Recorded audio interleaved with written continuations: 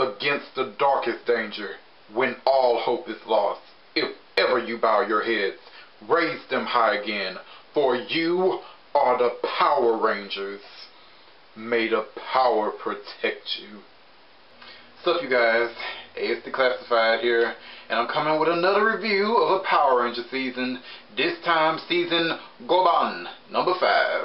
Power Rangers Turbo. Woo. So in this season, Divatox, the space pirate from the Turbo movie, returns to Earth with her idiot nephew Elgar and her idiot minions Rygog and Porto, and she wants to destroy the Rangers because they ruined her wedding. She later forgets this reasoning and just wants to destroy the world because evil girl. But I'm just telling you what her original motivation was, so yeah. So Power Rangers Turbo is a season that's on a lot of people's least favorite list. But does Turbo deserve that? Meh. First, let's talk about the premiere. Now, the 3-parter shift into Turbo. When I was younger, I thought it was just okay. Like, there was nothing special about it. But, you know, I didn't hate it or anything. You know, it was just alright. I rewatched it a month ago, and I fell asleep. Like, I don't know. I was just bored with it, man. And when I woke up to finish watching it, then I was just a little annoyed by it. I mean, the premiere is where they did a bunch of questionable things that lasted throughout, like, the first half of the Turbo season. So, first off, in this premiere, Bulk and Skull were turned into monkeys by Elgar. And that has to be the stupidest decision that Power Rangers has ever done. Like, they were monkeys for half of Turbo. It was terrible. Then they decided to get rid of Zordon and Alpha 5 and replace them with Demetria and Alpha 6. Okay. Demetria. Oh my god. Demetria is one of the most annoying mentors in Power Rangers, at least for the first half of the season, because she just spoke in questions. Questions, because she was from the planet Inquirius to inquire, you know, and it was so annoying, and I don't even know why the writers thought this would be a good idea. Why did they think we would be interested in this? And I get it. I understand what they were trying to do. They were trying to have the Rangers have a mentor that just asked them questions instead of giving them the answers all the time like Zordon did. So it forces the Rangers to think for themselves and come up with solutions, you know, to try to make them become, you know, full independent Rangers who don't really need that much assistance. You know, like the Gold Ranger, he works on his own, you know, from the planet Triforia. And the Christian Rangers, they don't have a mentor. They work on their own, you know. There are a lot of Rangers that work on their own in the show. So they were trying to do the same for these Earth Rangers. But the execution was just terrible because her question, that whole stick of hers was annoying. So, and Alpha 6. Now, most people hated Alpha 6, at least in Turbo, because of his voice. Because they just, it sounded like, I don't know, like a stereotype of New Yorkers or whatever. And, you know, people, they hated it, called him Ghetto Alpha, etc., etc. I am in the minority in liking Alpha 6's voice in Turbo. I liked Alpha 6. I had no problem with him. Like, I liked that he had a new voice and he had like a different attitude. Like, he had a different attitude, man. He came, like, you ain't gonna tell me nothing. I tell you what to do. Now get out there and fight. You know, I liked Alpha 6, you know, and he didn't do yeah. He did yo yo yo. And yes, that was corny and terrible, but I liked it because he kind of had his own different personality. He wasn't like a copy of Alpha 5. Which is what he became in Space and Lost Galaxy. I hated that they gave him that new voice because it just sounds like a ripoff of Alpha 5. In the second half of Turbo, the writer said, you know what, F this. Demetria, you're going to speak normal. You're going to stop the question crap. So I commend the writers for that because thank God they realized that this was a mistake. Okay, and back to Zordon leaving. The way they went about this was, you remember that little Lion Ape wizard from the Turbo movie? Well, he came back in the premiere, and he's the one that used his magic to teleport Zordon and Alpha 5 back to Zordon's home planet of Eltar, because Zordon, he wanted to go home. He was tired of this crap. So, that's that. The way Zordon described it, he said that Larago the wizard, he was going to give Zordon his freedom. His freedom. Now the way I take it is that Larago was freeing him from his time warp. You know, the time warp that Rita trapped him in 10,000 years ago. Okay. Now the way I always took the time warp thing is that, you know, the tube he's in, that's like a device that Alpha 5 built. At least in my own mind of canon thinking. Like, it's a device that Alpha 5 built, and it keeps Zordon in this dimension. Like, if the computers are messed up or anything, then Zordon will go flying throughout the dimensions. Like, you know, Greenwood Evil when Tommy came and messed up the command center, and Zordon went flying throughout the dimensions. They had to find him and bring him back. That's how I always saw it. So when Larago shows up and uses magic, I'm taking it as he's freeing Zordon from the time warp. Okay. Now that I've explained that, here's my problem. So, in the movie, they said that Alpha and Larago were good friends. So I'm taking it they've known each other for some hundreds of years or whatever, maybe, you know. So Zordon has been in this time warp for 10,000 years.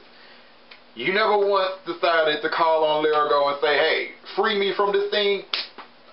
I don't even... Jesus, that is so annoying. Like, who is sitting up in a time warp for 10,000 years when you know somebody who can release you? That is so stupid. And back to Demetria. Why did she decide to sit herself in Zordon's tube? Like, what? Why do you need to be in there? Like, I don't even... Whatever. The only thing I really liked about the premiere was that the Rangers were graduating, and I thought that was cool. Like, it's about time, you know? Really is about time. I wasn't a fan of Justin being so smart that he has to be in high school now, but whatever. So Turbo's first half has a bunch of crappy episodes, but not all of them are bad. Catherine had like a couple of good focus episodes in Turbo, so that's one like positive I can give them. Like, let's see, what was Cars Attack, where she was in like the dancing competition, you know, that was a really good one. I really liked that one. And also episode 11, Wait and See, that was a really good one. Like, she was trying to be in this play and she got it, but then like this girl who was in a competition with her and jealous of her, she was like, you know, you too fat to be here. And so, you know, Catherine was actually became very self-conscious about her weight, and I thought that was an interesting issue for them to try to tackle in Power Rangers. You know, so I commend them for that. That was a good one. Episode 4, Shadow Rangers, like, that is a classic episode. Like, Divatox sent this flamboyant monster down, and like, it drained the Rangers of their Ranger powers and it created Shadow Rangers. Like, that's a classic episode. I remember watching that a lot as a kid, so. Episode 13, The Millennium Message, is also a pretty good one. So, the Blue Centaurian, this intergalactic robot cop creature, he came from the future to warn like the Rangers of what's going to happen. So what's going to happen is basically countdown to destruction. So like Divatox, the Machine and Power Lords, and Rita, they're all going to team up and they're going to conquer the entire universe and then divide its wealth. And so Blue Centaurian is traveling back in time to warn the Rangers to stop it, you know. Unfortunately, Divatox gets a hold of him first, and she sees the whole message, because there's something in it saying only these people stand in the way. And we never saw who these people were, although most people say it's the In-Space Rangers. But yeah, Divatox saw the whole message, and then she ended up messing with the Blue Centaurian's programming to make him think that the Rangers are evil. But the Rangers eventually, like, they save him, but most of the message is damaged, so they only see that the evil will take over. They don't see, like, who is going to stand in their way. I thought it was a really good episode. But there's one thing that I would change about this, and this is like a Turbo thing, so I'm skipping ahead, but later the Phantom Ranger, you know, he shows up. He's this mysterious ranger who we never really find out who he is, but he's there like to help the Rangers fight and stuff. I feel that they should have gave the Blue Centaurian's backstory to the Phantom Ranger. I think he should have been the one to come from the future to the past and, you know, tell them about everything that's going to happen. I think it would have worked better for him. I think the Blue Centaurian should have just been somebody from the Intergalactic Police, whatever, and he just came to Earth in order to arrest Divatox, because she is a space pirate, so I think that would have worked better for me. Just my opinion. The Honey, I Shrunk the Rangers two-parter is also really good, and it's an episode I remember watching a lot as a kid too. So Divatox, I'm about to say Rita, Divatox sends down this monster, the Shrink-a-Sig, who has the power to shrink the Rangers, and it shrinks the Blue Centaurian, and also shrinks Tommy, Adam, Cat, and Tanya, but it only kidnaps the Rangers. So the monster kidnaps the Rangers and brings it back to the villain's base, you know, the sub-crowd. And Divatox has them, but the Rangers manage to escape. So they're all running around Divatox's sub-crowd, like miniaturized Rangers running around the place and hiding from Divatox. It's very funny and hilarious. And there's one scene where Divatox tries to eat Tanya, like, and you know that she can like extend her tongue out like really long, so she extends it and she tries to eat Tanya. She has Tanya and like she's pulling, the Rangers are pulling, and then Tommy shoots her tongue and it messes up her speech for a lot of the episode. That was just hilarious. There's one part where Divatox told Arrow, she's like, "Get down there and bring down Toby." And Arrow like, "What the hell she said?" No! Like, I always laugh at that. That is hilarious. Oh, and you know that in Turbo, Divatox made her monsters grow by firing the torpedoes. Guess how the Rangers got their regular size back? That was awesome. Like, they fired the torpedoes and then they were riding on them waiting for them to explode. That was awesome. When I was a kid, I wanted to ride on the torpedoes with them. Okay, moving on to Passing the Torch Part 1 and 2. And I really do love this episode. Like, it's not perfect, but it's a very good episode. And it's the handoff episode where the old Rangers give their powers to the new Rangers. Okay, so in the ELP, Divatox's mom shows up, Mama D, and she tells Divatox, if you want to destroy the Rangers, remove the leader. So Divatox targets Tommy, and she even kidnaps him. Meanwhile, we the audience are introduced to two new characters, TJ and Cassie, and they're riding on a bus. And TJ, he wants to be a baseball player, and Cassie, she wants to be a singer, you know. Yeah, and they get to know each other and become quick friends. Then the bus makes like a stop at like a gift shop, and they're all shopping and crowd. Then TJ hears like this scream, so he goes to check it out, and then Cassie soon follows. And then they see Catherine alone fighting a bunch of Piranhatrons. She lost her morpher, so she's just trying to defend herself the best she can, and she's getting her ass whooped and thrown all across the field and everything else. And TJ's like, I gotta help her, and Cassie is like, are you crazy? Like, these are freaking monsters, you know? And TJ is like, I can't just sit here and do nothing. So he jumps in and he fights, and soon Cassie follows. I love this so much. Like, I love that TJ, on the one hand, like, he's very heroic and he has to help people when they're in trouble. And I love that Cassie was being the realistic person. She was like, are you crazy? These are freaking monsters. Monsters. Not even human. Monsters. You know, but she saw that her friend, like, she wasn't going to let her friend just go in this danger alone. So she jumped in too. I love it. Like, this two-parter did a really good job at showing TJ and Cassie's characters and showing why, at the end of the day, why they deserved to be Power Rangers. I love it because later on, they even go to save Tommy. It's awesome. Oh, and when they were fighting the Piranhatrons, I love the joke that Cassie made. Like, TJ's like, where did you learn to fight like that? And Cassie's like, well, my ancestors invented it. Brilliant.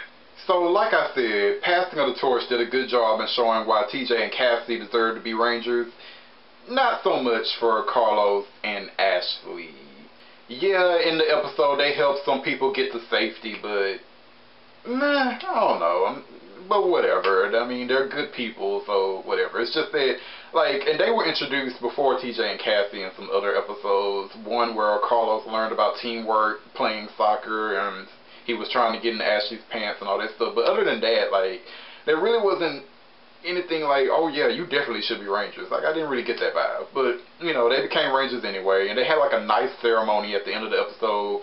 Zordon and Alpha briefly showed up too to celebrate. It was cool. I didn't like the whole thing where, like, Demetria had this hourglass, and she was like, you gotta hurry up and defeat the monsters before the time runs out, or chaos and all this other stuff will happen. Like, none of that makes sense. We never found out what would happen if they didn't defeat the monster in time or whatever. Like, I don't even think the writers knew what they were writing. They were just writing some crap. But other than that, like, it's a good two-parter. So yeah, TJ took Tommy's place as the Red Ranger and leader of the Power Team. Cassie became the Pink Ranger. Ashley became the Yellow Ranger. Carlos became the Green Ranger, and Justin stayed on as the Blue Ranger. Yeah.